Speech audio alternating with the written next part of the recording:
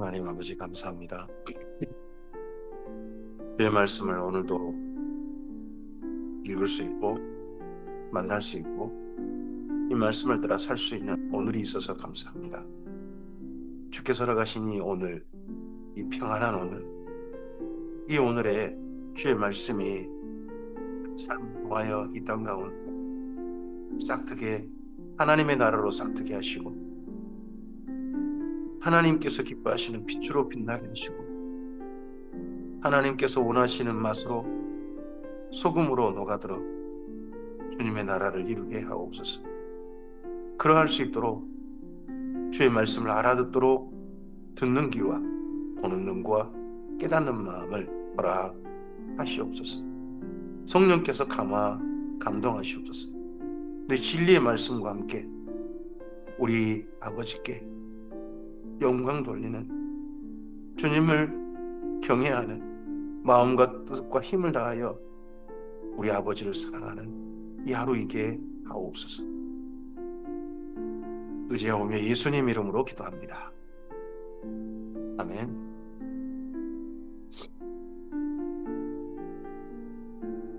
네, 오늘은 레위기 26장에서 27장까지 말씀 함께 읽습니다.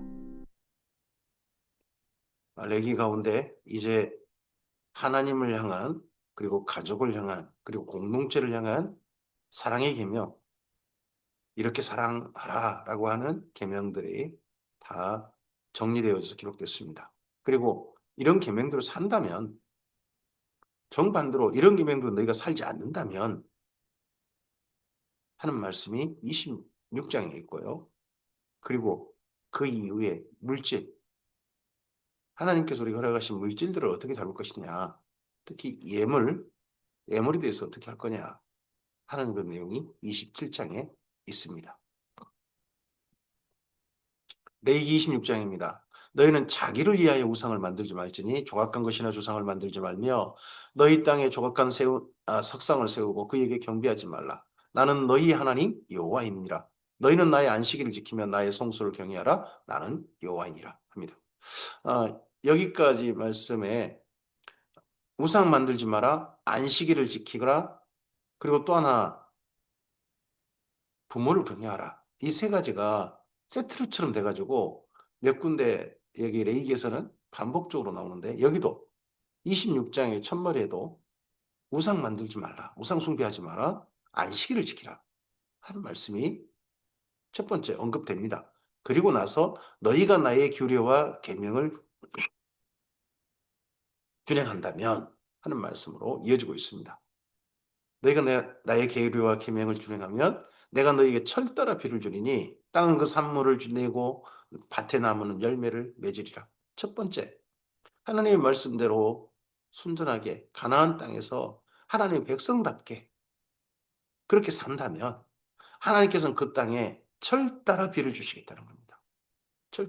철따라 비를 주시면, 예, 가장 그 당시 기초적인, 지금도 기초적인 농사가 가능합니다.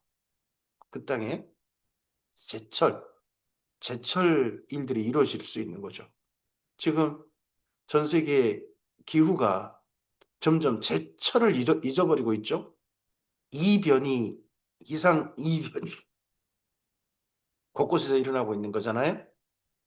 철 따라 비를 주신다. 이게 얼마나 소중한 일인지 우린 주변에 점점 보고 있습니다. 점점 이게 더 심해질 가능성이, 지구에서 점점 심해질 가능성이 높다고 봅니다.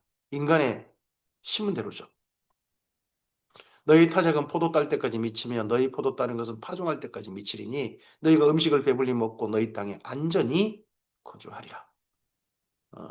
이스라엘 민족의 농사는 봄거지가 있고 가을거지가 있습니다. 가을거지의 대표는 포도가 되고요. 그리고 봄거지는 음식입니다. 타작, 밀보리 그쪽이 됩니다.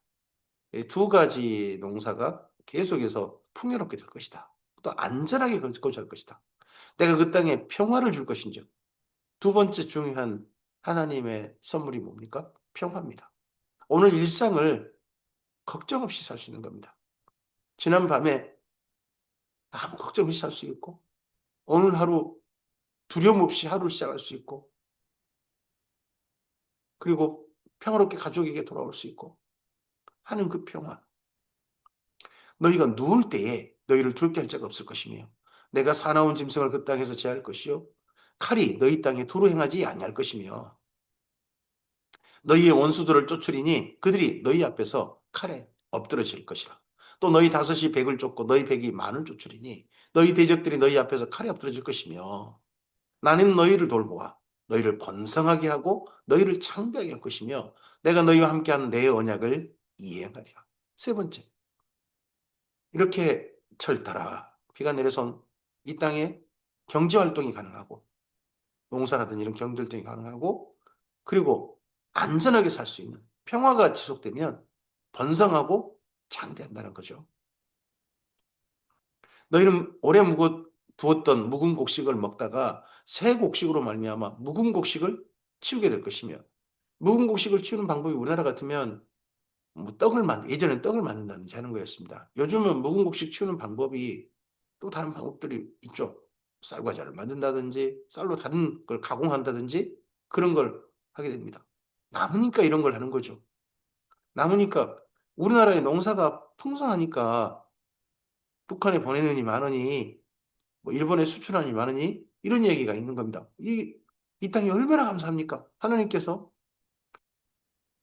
경제 생활이 가능하게 하셨고 거기에 평화가 전쟁의 위험 속에서도 평화가 지속되게 하셨습니다. 지금 이렇게 번성하고 지금까지 창대했다가 정반대로 인구가 지금 점점 감소하는 큰 문제죠. 내가 내 성막을 너희 중에 세우리니 내 마음이 너희를 싫어하지 아니할 것이며 나는 너희 중에 행하여 너희 하나님 되고 너희는 내 백성이 될 것이라. 그리고 하나님이 최종적으로 원하시는 게 뭡니까? 함께 사시는 겁니다. 이스라엘 민족과 함께 살고 싶으시다는 겁니다. 임마누엘 하나님이신 거죠.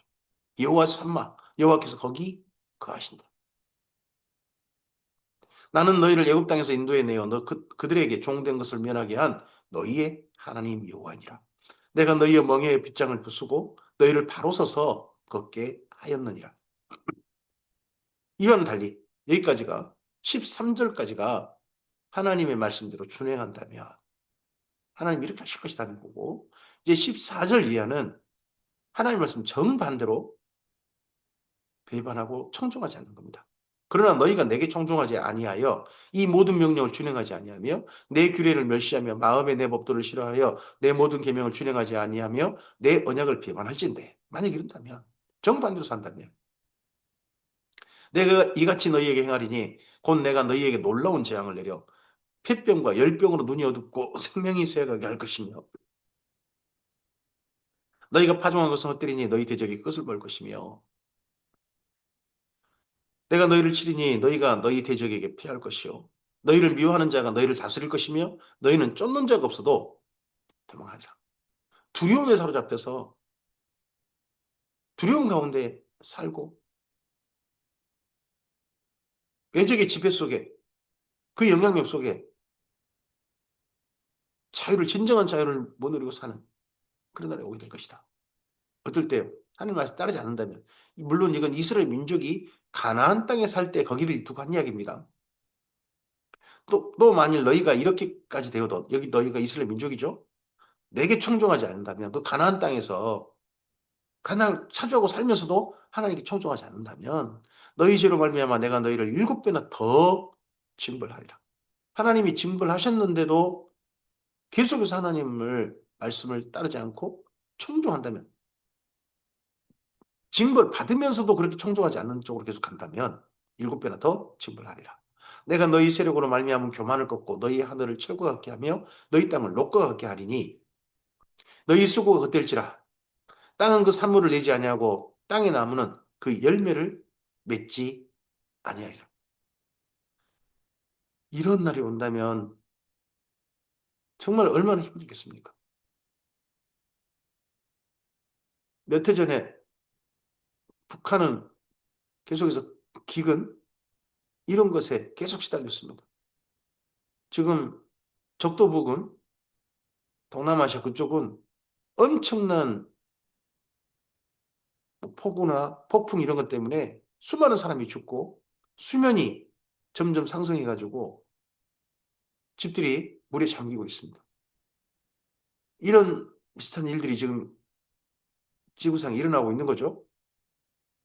그런데 너희가 나를 거슬러 내게 청종하지 않을진대. 그럼에도 불구하고 또 이렇게 했음에도 불구하고 청종하지 아니할 텐데 내가 너희의 죄대로 너희에게 7배나 더 재앙을 내릴 것이라. 내가 들짐승을 너희 중에 보내리니 그것들이 너희의 자녀를 움키고 너희 가축을 멸하며 너희의 수요를 줄이니 너희 길들이 황폐하리라. 물론 짐승들이 사람을 잡아먹는 그런 것일 수도 있죠. 근데 짐승으로 말미암은 폐해는 짐승이 사람을 잡아먹거나 뭐 사람한테 생명을 위협하거나 하는 게 거기만 있는 게 아닙니다. 짐승으로 말미암은 질병이 또 옮습니다. 온갖 전염병 이런 것들이 이 일을 당하여도 너희가 내게로 돌아오지 않냐고 내게 대항할진대 나도 너희에게 이번에 하나님이 대항하십니다. 너희 죄로 말미암아 너희를 7배나 더 치리라. 내가 칼을 너희에게 가져다가 언약을 어기는 원수를 갚을 것이며 너희가 성읍에 모일지라도 너희 중에 연병을 보내고 너희를 대적의 손에 넘길 것이며 내가 너희가 의뢰하는 양식을 끊을 때에 열 여인이 한 화덕에서 너희 떡을 구워 저울에 달아주리니 너희가 먹어도 배부르지 아니하리라. 너희가 이같이 될지라도 내게 청종하지 아니하고 내게 대항하실때 총 5차례 하나님께서 맨 처음에는 징벌이었습니다. 근데 네 번째는 이스라엘 민족이 대항하는 걸로 그렇게 판단되고 그 대항에 대해 하나님도 대항하셔 버립니다. 그래서 그 땅이 전쟁으로 가득 차게 하는 거죠. 전쟁이 가득 차서 양식이 없어서 그림 이미지로 돼 있습니다. 남자들 없습니다. 10명의 여자가 있습니다. 한 하덕에 보통 집에 가족이 한 하덕에 모여서 그 이스라엘인들 거기서 빵을 구워서 식사를 합니다. 근데 떡 한 개를 구워가지고 떡 한 개를 구워서 10명의 여자가 나눠 먹습니다. 나눠 먹는데 저울이 달아서 그 정도로 식량 기근에 시달리는 그림 이미지를 얘기합니다. 이 이미지가 나중에 요한계시록 말 이미지 가운데 나옵니다. 근데 이름에도 불구하고 또 하나님께 끝까지 대항한다면 내가 이번엔 진노로 너희에게 대항하네. 진노입니다. 하나님의 진노. 5번째는 하나님의 진노로 대항해서 징벌하실 것이라는 겁니다. 너희가 아들의 살을 먹을 것이요 딸의 살을 먹을 것이며 내가 너희 산당들을 흘며 너희 분향단들을 부수고 너희 시체들을 부서진 우상들 위에 던지고 내 마음이 너희를 싫어할 것이며 내가 너희의 성읍을 황폐하게 하고 너희 성소들을 황량하게 할 것이요 너희의 향기로운 냄새를 내가 흠양하지 아니하겠다 하십니다. 아들의 살을 먹고 딸의 살을 먹는다는 게 뭡니까? 이제 식량이 먹을 게 없으니까 아들이 죽거나 딸이 죽으면 묻어주는 게 아니라 식량으로 삼는 이 일들 이스라엘 민족은 몇 차례 겪었습니다. 사마리아에서 아람의 침략이 있었을 때 그때 겪었죠. 엘리사 때. 그리고 사마리아가 멸망할 때 3년 정도 갇혀 있습니다. 아수르 군대에. 그때 정도 그런 일이 있었을 걸로 보이고요. 그리고 예루살렘 멸망할 때 바벨론에 멸망할 때 바로 이런 일이 있었다라고 에레미야 예가에 기록되고 있고 에스겔서에 예언으로 기록되어 있습니다. 그리고 예수님 승천하신 이후 40년 정도에 AD 70년 정도 예루살렘이 로마에 의해 멸망하면서 또 이런 일이 있었다라고 요세푸스가 기록하고 있습니다.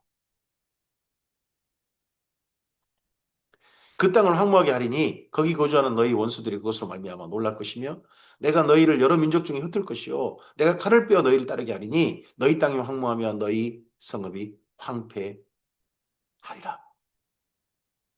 그리고 심지어 그 땅에 살지 못하고 너희가 원수의 땅에 살 동안에 너희 본토가 황무할 것이므로 땅이 안식을 누릴 것이라 그때 땅이 안식을 누리니 원수의 땅에 산다. 그러면 포로로 잡혀간다는 거죠. 아예 나라를 잃어버린 겁니다. 민족이 그 땅에 살지 못한다는 무슨 나라가 멸망한 겁니다. 멸망당해서 포로로 잡혀가서 원수의 땅에 어떻게 살겠습니까? 노예로 포로로 사는 겁니다. 이스라엘 민족은 노예가 사실 2번인 겁니다. 하나는 이집트에서 종으로 살았고 바벨론에서도 사실 종으로 산 겁니다. 너희가 그 땅에 거주하는 동안 너희가 안식할 때 땅은 쉬지 못하였으나 그 땅이 황무할 동안에는 쉬게 되리라. 너희 남은 자에게는 그 원수들의 땅에서 내가 그들의 마음을 약하게 하리니 그들은 바람에 불린 잎사귀 소리에 놀라 도망하기를 칼을 피하여 도망하더라 할 것이요 쫓는 자가 없어도 엎드러질 것이라. 그들은 쫓는 자가 없어도 칼 앞에 있음같이 서로 짓밟혀 넘어지리니 너희가 원수들을 맞설 힘이 없을 것이요 너희가 여러 민족 중에 망하리니 너희 원수들의 땅이 너희를 삼킬 것이라. 너희 남은 자가 너희 원수들의 땅에서 자기의 죄로 인하여 말미암아 쇠잔하며 그 조상의 죄로 말미암아 그 조상같이 쇠잔. 원래 이렇게 돼서 이스라엘 민족은 소멸돼 버리니 끝까지 하나님께 하나님을 대항하고 말씀 따르지 않는다면 가나안 땅에 살지 못하고 나라가 멸망해서 포로로 잡혀가서 거기서 쇠잔해 가지고 소멸돼 버리는 그런 것이 본래 하나님의 징벌이었습니다. 심판인 거죠. 그런데 하나님께서 그런 이스라엘 민족이 그런다 할지라도 하나님께서 먼저 스스로 이렇게 작정하고 예언을 하게 하셨습니다. 그들이 나를 거스른 잘못으로 자기의 죄악과 그들의 조상의 죄악을 자복하고 또 그들이 내게 대항함으로 나도 그들에게 대항하여 내가 그들을 그들의 원수들의 땅으로 끌어갔음을 깨닫고 이렇게 깨닫고 그 할례 받지 아니한 그들의 마음이 낮아져서 그들의 죄악의 형벌을 기쁘게 받는다면 이런 사람들이 있다면 포로로 잡혀간 중에 세잔해가지고 소멸될 텐데 소멸되어 가는 그런 과정 중에서도 이런 사람이 혹이 있다면 내가 야곱과 맺은 내 언약과 이삭과 맺은 내 언약을 기억하며 아브라함과 맺은 내 언약을 기억하고 그 땅을 기억하리라. 이스라엘 민족은 그냥 지리멸렬해 갈 수밖에 없는데 하나님께서 언약을 기억하셔서 하나님께서 이스라엘 민족이 은혜를 베푸실 거란 겁니다. 이스라엘 민족의 새로운 날을 허락하실 거란 겁니다. 새 날을 주실 거란 겁니다. 그들이 내 법도를 싫어하며 내 언약을 멸시하였으므로 그 땅을 떠나서 사람이 없을 때에 그 땅은 황폐하여 안식을 누릴 것이요 그들은 자기 죄악의 형벌을 기쁘게 받으리라. 오늘 우리가 형벌을 받는다면요. 아직은 하나님의 사랑 가운데 있는 겁니다. 형벌이 있다면. 아예 악을 행하는데도 형벌이 없다면요. 하나님이 내버려 두신 겁니다. 저는 저의 삶이나 이 땅에 있는 주님의 교회가 잘못하고 악을 행하다가 악이 악인 줄도 모르고 그게 옳은 줄 알고 행하다가 징계를 받을 때 아직 하나님께서 우리를 사랑하셔서 우리를 버리지 아니하시고 제발 돌이키라 라고 하시는 뜻이구나 하고 깨닫고 그걸 달게 받는다면 하나님께서는 아직 우리를 사랑하신 증거구나 하고 생각할 수 있다고 생각합니다. 그런즉 그들이 그들의 원수들의 땅에 있을 때에 내가 그들을 내버리지 아니하며 미워하지 아니하며 아주 멸하지 아니하고 그들과 맺은 내 언약을 폐하지 아니하리니 나는 여호와 그들의 하나님이 됩니다.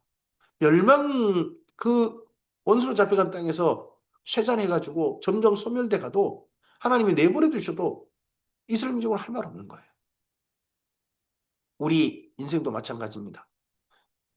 예수님 안에서 하나님께서 손을 먼저 내밀어 주셨습니다. 예수님 안에서 손 내밀어 주지 않으셔도 하나님께 우리는 할 말 없습니다. 이미 우리들은 하나님의 진노 아래 있고 하나님의 원수가 되어버렸고 하나님을 없다하는 하나님을 전혀 그분과 만나지도 못하고 그분이 없는 걸로 여기는 삶을 우리 살고 있었던 거 아니겠습니까? 그랬던 우리가 하나님의 은혜 안에서 하나님의 사랑 안에서 소멸돼가는 그대로 소멸돼가는 우리들이 예수님 안에서 새로운 인생을 살 수 있는 기회를 얻었다는 거. 이거 얼마나 감격한 일이고 하나님의 한없는 은혜 아니시겠습니까? 나는 그들의 하나님이 되기 위하여 민족들이 보는 앞에서 애굽 땅으로부터 그들을 인도하여 낸 그들의 조상과의 언약을 그들을 위하여 기억하리라 하나님께서 기억하시겠다. 나는 여호와니라. 이상은 이것은 여호와께서 시내 산에서 자기와 이스라엘 자손 사이에 모세를 통하여 세우신 규례와 법도와 율법입니다. 그래서 시내산 언약인 거죠. 시내산 언약, 호렙산 언약이라고 할 수도 있습니다. 이스라엘 민족과 맺은 언약입니다. 이걸 구약이라고 합니다. 구약. 옛 언약. 레위기 17장입니다. 여호와께서 모세에게 말씀하여 주시되 이스라엘 자손에게 말하여 이르라. 만일 어떤 사람이 사람의 값을 여호와께 드리기로 분명히 소원하였으면 너는 그 값을 정할지니. 하나님께 뭔가 드리기로 소원하는데 각각 몇 가지가 있습니다. 사람이라든지 뭐 짐승이라든지 밭이라든지 집이라든지 그런 경우에는 이렇게 각각 해라. 예물을 드릴 때 하는 그런 내용들이 먼저 27장에 있습니다. 내가 정한 값은 20살로부터 60살까지는 남자면 성소의 세겔로 은 50세겔로 하고 여자면 그 값을 30세겔로 하며 5살로부터 20살까지는 남자면 그 값을 20세겔로 하고 여자면 10세겔로 하며 1개월로부터 5살까지는 남자면 그 값을 은 5세겔로 하고 여자면 그 값을 은 3세겔로 하며 60살 이상은 남자면 그 값을 15세겔로 하고 여자는 10세겔로 하라. 각각 하나님께 뭔가 자기를 드리고 싶다 했을 때 예물로서 이렇게 드리도록 하는 값을 정했다는 겁니다. 이걸 우리가 지금 실천할 거냐? 그건 전 아니라고 생각합니다. 아니라고 생각하는데 이스라엘 민족의 예물은 이렇게 하라는 거죠. 그러나 소원자가 가난하여 내가 정한 값을 감당하지 못하겠으면 그를 제사장 앞으로 데리고 갈 것이요 제사장은 그 값을 정하되 그 소원자의 형편대로 값을 정할 것이니라. 사람이 소원하는 예물로 여호와께 드리는 것이 이제 두 번째 가축이라면 사람이 아니고 자기 자신이 아니고 가축이라면 여호와께 드릴 때는 다 거룩하니 그것을 변경하여 우열감 바꾸지 못할 것이요. 혹 가축으로 가축을 바꾸면 둘 다 거룩할 것이며 그럼 둘 다 하나님께 바쳐야 되는 거죠. 부정하여 여호와께 예물을 드리지 못할 가축이면 그 가축을 제사장 앞으로 끌어갈 것이요. 제사장은 우열간의 값을 정할지니 그 값이 제사장이 정한 대로 될 것이며 만일 그가 그것을 물으려면 내가 정한 값의 그 5분의 1을 더할지라. 그것을 예물로 안 드리고 자기 걸로 돌아가고자 한다면 5분의 1을 더할지라. 이걸 나중에 악용하는 사람들이 있었습니다. 바리새인들입니다. 하나님께 예물로 바친다. 이거 예물, 소원한 예물, 이게 고르반이라고 합니다. 고르반. 예물로 바친다. 어떻게 보면 부모님께 효도해야 될 비용이 있을 겁니다. 그걸 갖다가 하나님께 바치지 않고, 하나님께 그냥, 이거 부모님께 효도하는 예물로, 뭐, 비용으로 쓰지 않고, 원래 부모님께 효도할 비용인데, 그쪽에 쓰지 않고, 하나님께 바치겠다, 예물로 바치겠다 그러면, 무엇이 더 우선이냐? 하나님께 우선이다. 그래가지고 고르반으로 받는다는 겁니다. 예물로 받는다는 겁니다. 아니 부모님께 바칠 건 부모님께 드릴 건 부모님께 해야 됩니다. 하나님께서 그걸 가지고 예물로 바치러 한 적이 없으십니다. 근데 이제 그렇게 하고서 그러면 부모님께 드릴 비용이 하나님께 바쳐졌으니까 부모님께 해야 될 그 돈을 가지고 해야 될 의무가 없어진 거죠. 그러고 난 다음에는 그 예물을 처리하는 겁니다. 고르반을 처리하는 겁니다. 처리하면 그 바친 비용에서 5분의 1만 성전에다 바치고 나머지 5분의 4는 그 자식인 바리새인이 갖는 거죠. 그러면서 부모님한테 효도할 의무가 없는 비용 5분의 4를 자기 걸로 만드는 방법으로 오용하는 이 법을 오용하는 그런 악한 행태가 나중에 예수님께 지적하신 내용이 나옵니다. 만일 어떤 사람이 자기 집을 성별하여 여호와께 드리려면 제사장이 그 우열간의 값을 정할지니 그 값은 제사장이 정한 대로 될 것이며 만일 그 사람이 자기 집을 물으려면 내가 값을 정한 돈에 그 5분의 1을 더할지니 그리하면 자기 소유가 되리라. 만일 어떤 사람이 자기 기업된 밭 얼마를 성별하여 여호와께 드리려 하면 마지기 수대로 내가 값을 정하되 보리 한 호멜 지기에는 은 50세겔로 계산할지며 만일 그가 그 밭을 희년부터 성별하여 드렸으면 그 값을 내가 정한 대로 할 것이요. 만일 그 밭을 희년 후에 성별하여 드렸으면 제사장이 다음 희년까지 남은 연수를 따라 그 값을 계산하고 정한 값에서 그 값에 상당하게 감할 것이며 만일 밭을 성별하여 드린 자가 그것을 물으려면 내가 값을 정한 돈에 그 5분의 1을 더할지니 그리하면 그것이 자기 소유가 될 것이요. 만일 그 밭을 무르지 아니하려거나 타인에게 팔았으면 다시는 무르지 못하고 희년이 되어서 그 밭이 돌아오게 될 때는 여호와께 바친 성물이 되어 영영이 드린 땅과 같이 제사장의 기업이 될 것이며 만일 사람에게 샀고 자기 기업이 아닌 밭을 여호와께 성별하여 드렸으면 너는 값을 정하고 제사장은 그것을 그를 위하여 희년까지 계산하고 그는 내가 값을 정한 돈을 그날에 여호와께 드려 성물로 삼을지니 합니다. 이스라엘 민족이 실제로 희년을 지켰느냐? 근거가 없어요. 그래서 이런 제도는 만들었는데 유명무실해졌을 가능성이 높습니다. 또 실제로 하나님께 이렇게 자기 땅을 바치고 집이나 땅이나 이런 걸 바친 사람들이 있었을까? 모르죠. 근데 그 예물에 대한 제도가 이렇게 되어 있습니다. 근데 아무리 봐도 이런 일들을 실제 실천했을 사람들이라면 아마도 바벨론 포로 이후 사람들일 가능성이 높습니다. 이렇게 헌신해서 뭐 포로 귀한 자들을 돕는 그런 일에 사용했을 가능성이 높습니다. 그가 판 밭은 희년의 그 판 사람 곧 그 땅 원주인에게로 돌아갈지니라. 또 내가 정한 모든 값은 성소의 세겔로 하되 20게라를 한 세겔로 할지니라. 자, 여기까지는 소원 예물이었고요. 그리고 이 다음에 이제 소득입니다. 소득 가운데 첫 것이죠. 오직 가축 중에 처음 난 것은 여호와께 드릴 첫 것이라. 소나 양은 여호와의 것이니 누구든지 그것으로 성별하여 드리지 못할 것이며 만일 부정한 짐승이면 내가 정한 값에 그 5분의 1을 더하여 물을 것이요 만일 무르지 아니하려면 내가 정한 값대로 팔지니라.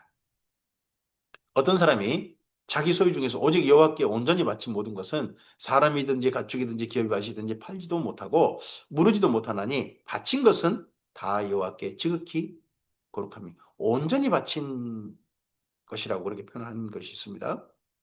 심지어 온전히 바쳐진 그 사람이 있다면 다시 무리지 못하나니 반드시 사람을 죽이라고 이렇게 되어 있습니다.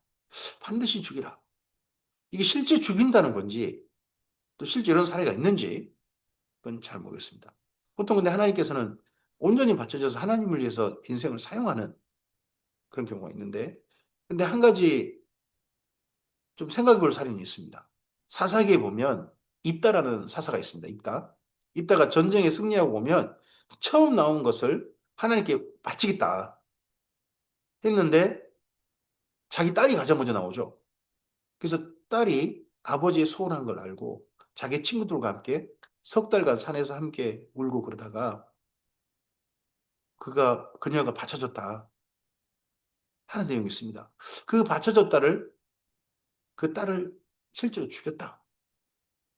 그렇게 보는 분도 있고 아니 그 딸이 평생 결혼하지 못하고 하나님 안에서 하나님의 뭐 성소라든 이런 데서 평생을 그냥 여인으로 살지 못하고 성소를 섬기는 사람으로 살았다. 뭐 이렇게 생각하는 이도 있습니다. 여기서 어쨌든 반드시 죽일지니라 이 표현을 어떻게 볼 거냐 하는 부분들은 지금 우리에게 난감한 부분입니다. 저에게는 좀 난감해요. 그래서 이런 부분들은 그냥 남겨놓겠습니다. 그리고 그 다음 11조입니다. 그리고 그 땅의 10분의 1, 그 땅의 곡식이나 나무의 열매는 그 10분의 1은 여호와의 것이니 여호와의 성물이라. 10분의 1은 여호와의 성물이다. 또 만일 어떤 사람이 그의 11조를 물으려면 그것에 5분의 1을 더할 것이요. 모든 소나 양의 11조는 먹자의 지팡이 아래로 통과하는 것의 10번째 것마다 여호와의 성물이 되리라. 그 우열을 가리거나 바꾸거나 하지 말라. 바꾸면 둘 다 거룩하리니 무르지 못하리라. 이렇게 해서 11조에 대한 법도 있습니다. 11조도 하나님께 바치되 목축하는 자도 11조를 바치도록 되어 있습니다. 그럼 곡식도 당연히 11조라든지 뭐 포도 이런 것도 11조로 바치도록 되어 있겠죠. 나중에는 이제 바리새인들은 아예 그냥 근체, 채소, 채소 한 줌도 그중에 11조 바쳐야 된다. 박하와 해양 이런 것도 11조 바쳐야 된다. 뭐 이런 내용이 나오지 않습니까? 11조를 이제 여기서 먼저 이야기하고 있습니다. 하나님께 바쳐진 예물입니다. 근데 하나님께 바쳐진 예물로 바쳐진 11조는 그 다음 용도가 있습니다. 이걸 어디 용도에 쓸 거냐는 거죠. 제사장과 레위인들, 레위 지파 사람들의 삶을 살 수 있는 비용이 됐습니다. 이스라엘 민족이 10분의 1을 내서 레이지파의 생활을 가능하게 해준 거죠. 거기다가 3년에 한 번은 객과고와 가부, 가난한 이들을 돕는 비용으로 사용하고 있습니다. 저는 교회에, 교회에서 바쳐진 11조가 하나님께 정말 마음을 담아서 성도들이 하나님께 바칩니다.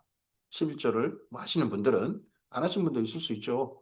근데 11조를 지금도 하시는 분들이라면 하나님께 정말 예물로 구분해서 그렇게 드립니다. 그렇다면 이제 그 11조가 용도대로 사용되었으면 좋겠습니다. 목회자의 일정 생활 비용 그리고 그 외에 나머지 11조는 교회 가난한 이들을 위해서 사용하고 거기다가 이웃들, 가난한 이웃들 그리고 사실 사례비가 없어서 힘겨운 생활하기 힘겨운 그런 목회자 주변의 목사님들이 교회를 끝까지 지키려고 그 소멸해 가는 마을에 떠나지 않고 그 마을과 함께 그 교회와 함께 거기 지키고 있는 목사님들의 생활들, 그 목회자 가정의 생활을 돕는 비용으로 그리고 선교사님들의 사역을 돕는 비용으로 사용할 수 있는 거 아니겠습니까? 좀 더 목적을 목적답게 온전히 들여졌다면 바른 목적으로 주님의 교회가 그렇게 사용하는 또한 그런 하나님 앞에 아름다운 일도 꼭 있었으면 좋겠습니다. 자, 여기까지 하시고 말씀하시고서 이것은 여호와께서 시내산에서 이스라엘 자손을 위하여 모세에게 명령하신 계명이란 겁니다. 27장은 따로 부칙으로 되어 있습니다. 근데 이 부칙, 서원 예물, 첫것, 그리고 11조 그 모든 것들을 하나님께 이렇게 구별하라, 그렇게 드리라 하는 것들은 이스라엘 자손을 위하여 하신 말씀이란 겁니다. 그들을 위하여.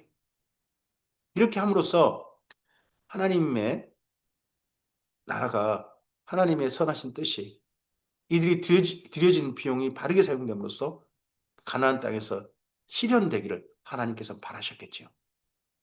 주님의 선하신 말씀이 말씀답게 이루어지도록 이게 누구한테 이용되지 말고 오용되지 말고 하나님의 선하신 뜻 그대로 실현되어지도록 이 말씀들의 가운데서 우리의 삶을 바라볼 수 있는 우리의 눈이 열렸으면 좋겠습니다. 오늘 여기까지 레위기 말씀을 마칩니다. 레위기 말씀을 마치고 이제 이 다음에 이을 말씀이 민수기가 됩니다. 민수기 말씀으로 내일 아침 이어가도록 하겠습니다. 하나님께서 시내산 언약, 옛 언약을 이스라엘 민족과 맺으시고 그 내용을 십계명을 확장한 내용인 그 내용을 여기 레위기에 기록하게 하셔서 지금 우리에게까지 보존해 주셨습니다. 사랑하랍니다. 하나님을 사랑하고 가족을 사랑하고 이웃을 사랑하라는 겁니다. 그 사랑의 실천의 가장 중요한 정신은 여기 레위기에서는 거룩입니다. 거룩. 하나님 앞에 구별되라는 겁니다. 거룩한 백성이 되라. 그러기 위해서 레위기 말씀이 주어졌습니다. 그리고서 그 말씀을 가지고 하나님 앞에 훈련받는 시간, 40년 동안 훈련받는 시간을 민수기로 가고 있습니다. 오늘 우리의 삶도 하나님, 예수님 안에서 부름받았습니다. 하나님의 새 언약, 옛 언약이 아니라 우리는 새 언약 가운데 있습니다. 새 언약 안에서 주님의 계명은 모든 율법을 완성하신 계명입니다. 그 율법대로 살라는 계명입니다. 예수님께서 예수님의 계명은 구약과 다르지 않습니다. 새 계명을 너희에게 주는 너희가 서로 사랑하라. 구약 성도 서로 사랑하는 겁니다. 내가 너희를 사랑한 같이 너희도 서로 사랑하라. 오늘 그 계명을 따라서 예수님의 뜻을 받들어서 새 언약 맺은 사람답게 오늘 우리의 삶을 주님 안에서 하나님의 나라를 이루어가는 그렇게 하나님의 뜻을 받드는 우리였으면 좋겠습니다. 그러하고 잘 때 성령께서 우리도 오실 줄로 믿습니다. 오늘 소중한 날입니다. 소중한 날 주님의 나라를 이루어가는 아름다운 시간으로 죽게 되리는 우리 모두이기를 바랍니다. 감사합니다.